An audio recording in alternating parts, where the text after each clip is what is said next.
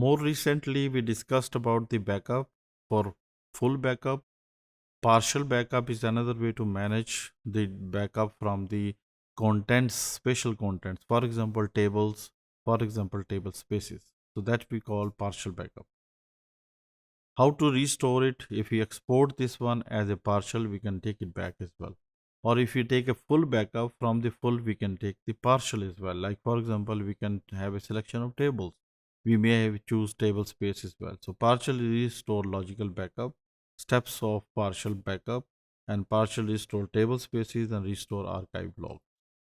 Partial database backup includes a subset of the database. Subset of the database logically can be tables or table spaces.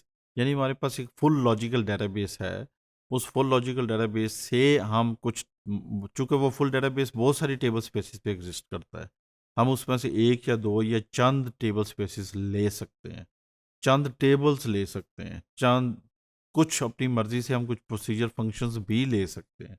इसको हम कहते हैं partial restoring from the whole database.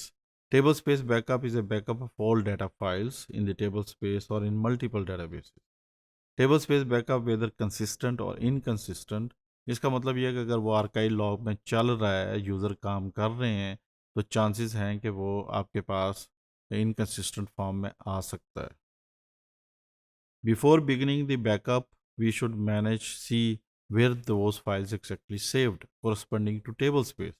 यानी अगर हम table space को full backup से export कर उसमें इंपोर्ट करते हैं या उसमें से रीस्टोर करते हैं, तो हमें पता होना चाहिए कि वो फाइल्स कहाँ रखी हुई हैं, और उन फाइल्स की इन्फॉर्मेशन हम इस particular dB underscore data underscore file से फाइंड आउट कर सकते हैं.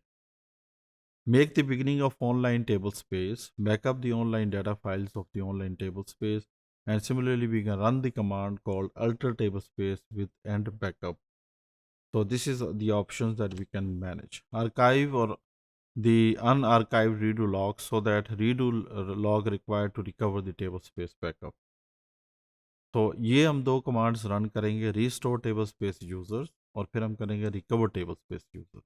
इस तरह हम पार्शियल डेटाबेस टेबल स्पेस को हम मैनेज कर सकते हैं विद द हेल्प ऑफ आरमैन. रीस्टोर आर्काइव लॉग्स को हम किस तरह करेंगे? हम एक डायरेक्टरी बना लेंगे और फिर आरमैन को with option set archive log destination और आर्काइव के साथ इस कमांड या इस छोटे से स्क्रिप्ट को रन करेंगे, जिससे हमें रीस्टोर ऑफ आर्काइव लॉग्स हम वो भी कर सकते हैं आरमैन के through.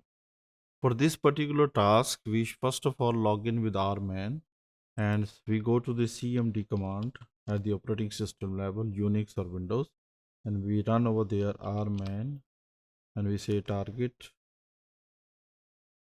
slash. So this is how we can log in with the rman with orcl.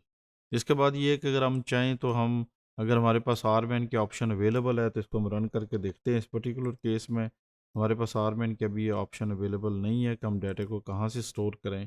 तो रीस्टोर ऑफ द डाटा जो है वो मैनेज फॉर्म में होगा और इस तरीके से वो आरमैन चलेगा. चूँकि हमारे पास बैकअप इसका रखा नहीं हुआ, इस वजह से ये कमांड पर्टिकुलरली चली नहीं है. इसी तरीके से हम रिकवर टेबल स्पेस कमांड को भी यूज़ करेंगे. तो स्पेस कम होने की वजह से चूँकि ये बैकअप बड़ा होता है, उसमें से partial backup as a table space आप ले सकते हैं, जो कि अराउंड 4 और 3 GB से ज़्यादा का होगा, और उस पर्टिकुलर केस में आप एक टेबल स्पेस को रिकवर कर सकते हैं. इस कमांड को प्रैक्टिस के तौर पे आप रन करें, लेकिन इससे पहले आपके पास आरमैन का बैकअप होना चाहिए. प्रीवियस मॉड्यूल में हमने डिस्कशन की थी कि आरमैन से हम बैकअप कैसे लेते हैं, और इस मॉड्यूल में हम ये दो कमांड्स रन करके उस बैकअप में से पार्शियल बैकअप रीस्टोर करेंगे टेबल स्पेस का, और इस तरीके से ये कमांड उसको बैकअप को रीस्टोर कर देंगे.